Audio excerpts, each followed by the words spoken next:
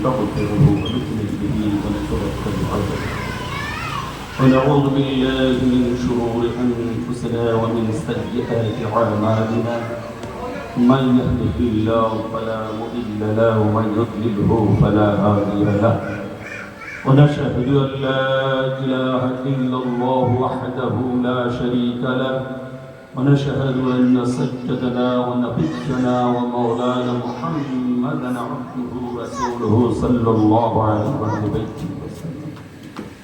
وقد قال الله تبارك وتعالى في القرآن المجيد والفرقان الحميد بسم الله الرحمن الرحيم كل نفس ذائقة الموت وأيضا في موضع آخر بسم الله الرحمن الرحيم قل لا أسألكم عليه أجرا إلا المودة في القربى وقال قال رسول الله صلى الله عليه وآله بيته وسلم يا أيها الناس إني تارك فيكم ثقلين وإن أخذتم بهما لن تضلوا كتاب الله فيه الهدى والنور وأهل بيتي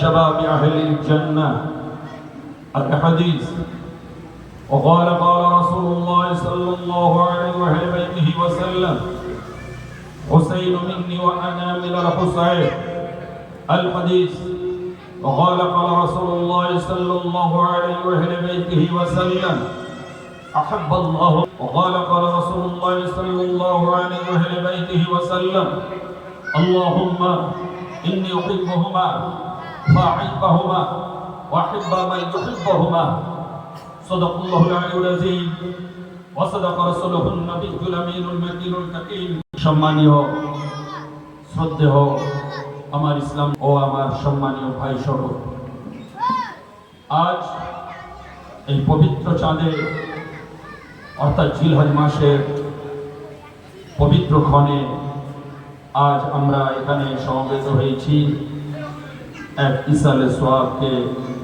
সামনে রেখে।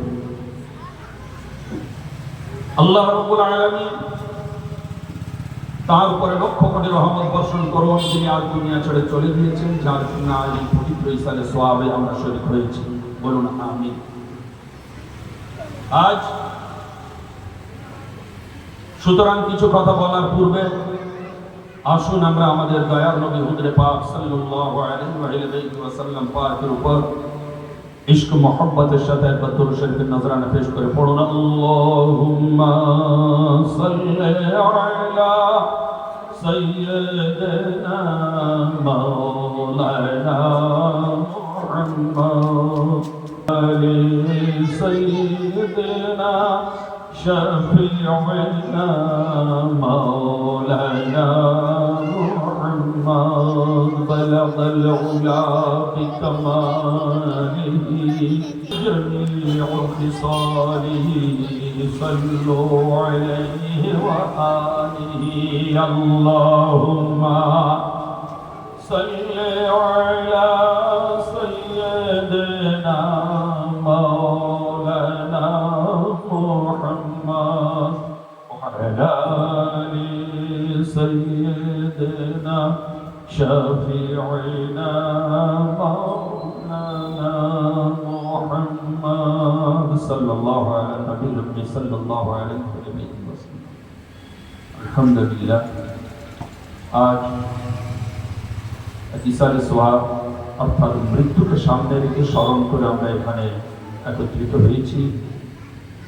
সর্বপ্রথম আমি কিছুক্ষণ মৃত্যু কি জিনিস এবং ইসালে সোয়াব করলে কি ফায়দা হয় সেই সব বিষয়ে আপনাদের সম্মুখে আলাপ আলোচনা করব। তারপরে কিছুক্ষণ এই চাঁদ এবং সামনে আগামী মাস যে চাঁদ আসছে ইনশাল্লাহ তার উপরে কিছু গুরুত্বপূর্ণ আলোচনা ইনশাল্লাহ অ্যাডভান্স আপনাদের করে যাব, যাতে করে আপনারা বুঝতে পারেন। কারণ আজ মৃত্যু এমন একটা জিনিস যে জন্মিলে আপনার মরিতে হইবে, গভীর ভাষায় যে আপনার যে পৃথিবীর বুকে জন্ম নিয়েছে সে ছোট পিপিলিকা থেকে নিয়ে ডাইনোসরের মতো বিশাল দেহী প্রাণী হোক না কেন, মানব দানব সকলকে মৃত্যুর মুখে চলে যেতেই হবে। আল্লাহ রাব্বুল আলামিনের ঘোষণা পবিত্র কোরআন শরীফের মধ্যে। আল্লাহ রাব্বুল আলামিন বলছেন, কুল্লু নাফসিন যায়িকাতুল মাউত, অর্থাৎ প্রত্যেকটি নফস, প্রত্যেকটি জানদারকে মৃত্যুর স্বাদ গ্রহণ করতে হবে। হ্যাঁ, কারোর আগে কারোর পরে।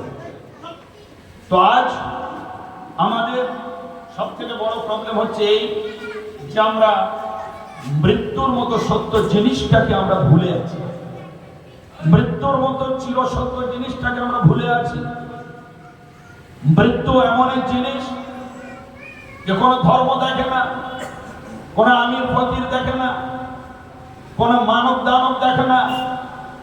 যে জন্মেছে তার জীবনের ভাগ্যের একটা টাইম আসবে, পাতা বসতেই হবে, সে দুনিয়া ছেড়ে যেতেই হবে।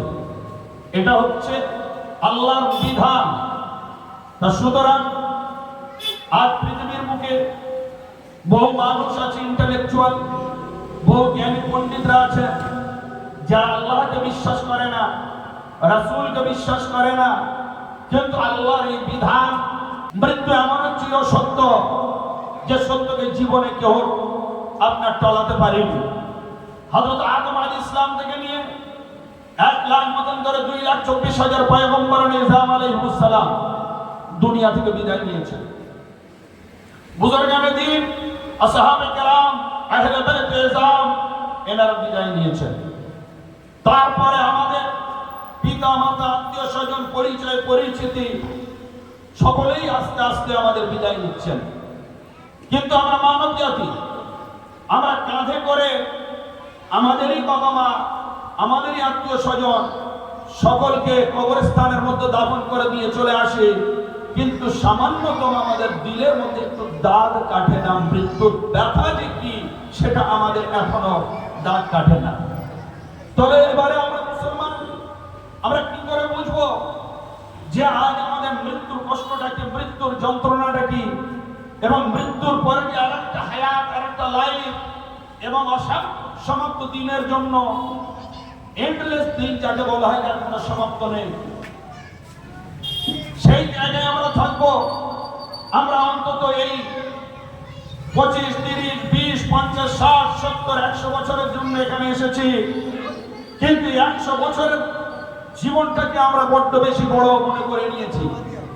এই দুনিয়াটা পাওয়ার জন্য আমরা লালায়িত হয়ে উঠেছি, এই দুনিয়াটাকে কামানোর জন্য আমরা পাগল হয়ে উঠেছি।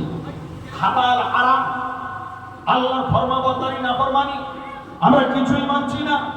কি করে দুনিয়াটা আসে, দুনিয়াটা আসে, দুনিয়াটা আমার কক্ষিগত হয়, কি করে 1 থেকে 2, 2 থেকে 4, 4 থেকে 8 করা যায় সেই চিন্তা।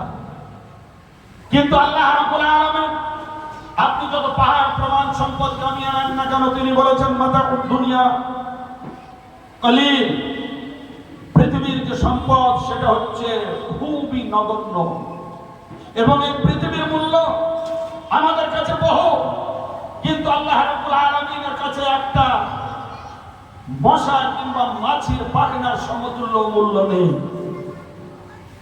তাহলে আজ আপনি চিন্তা করুন, এক জীবন ছেড়ে আমাদের যেতে হবে। এই মৃত্যুটা যদি একটু আমরা চিন্তা করি, আমাদের মধ্যে এই দুনিয়ার লোভ, লালসা, আকাঙ্ক্ষা, পরনিন্দা, পরচর্চা, গীবত, চুগলি, তারপরে বিভিন্ন ধরনের হানাহানি, অন্যায় ইত্যাদি সম্পূর্ণ ধুয়ে ক্লিয়ার হয়ে যাবে যদি একটু চিন্তা করি যে মৃত্যু কি জিনিস। মৃত্যু এমন এক জিনিস, এমন বেদনাদায়ক যে আপনি খুব বড় বড় কাঁটা যে হয়, যে গাছের বাবলা কাঁটা বা আপনার শাল কাঁটা, খেজুর কাঁটা, ওই কাঁটা একত্রিত করুন, ওই রকম একটা কাঁটা গাছ করে আপনি একটা কাপড় সেই গাছের উপরে বিছিয়ে দেন। যে গাছের উপরে বিছানোর সাথে সাথে প্রত্যেকটা কাঁটা এই সুতোর মধ্যে দিয়ে ঢুকে যাবে। বোঝা গেল? এখন এই এলাকায় এই সমস্ত গাছ যদি না থাকে, গ্রাম অঞ্চলে আছে এই সমস্ত বড় বড় কাঁটা গাছ। এইবারে যখন আপনি এই কাপড়টা কাঁটার উপর থেকে টানবেন, প্রত্যেকটা চলে আসবে। তখন দয়ার নবী মুহাম্মদ সাল্লাল্লাহু আলাইহি ওয়াসাল্লাম, আমরা মনে করি একটু পানি দিও জানটা শান্তি হোক, অতৃষ্ণা পাচ্ছে একটু জানটা শান্তি হোক, যেটুকু আমরা হাদিসে শুনেছি সেইটুকুই আমরা বুঝি। কিন্তু এই কাপড়কে জিজ্ঞাসা করুন, হে কাপড়, যখন তোমাকে কাঁটার উপরে ফেলা হলো, যখন তোমার প্রতিটি রন্ধ্রে রন্ধ্রে কাঁটা ঢুকিয়ে গিয়েছে, এবার যখন টান হচ্ছে তোমার কেমন ব্যথা লেগেছিল, এই কাপড় বলতে পারবে, আমরা পারবো না। তো ওই রকম ভাবে যখন আমাদের রূহ বার করা হবে, তখন ওই রকম ভয়ঙ্কর বেদনা এবং যন্ত্রণা হবে।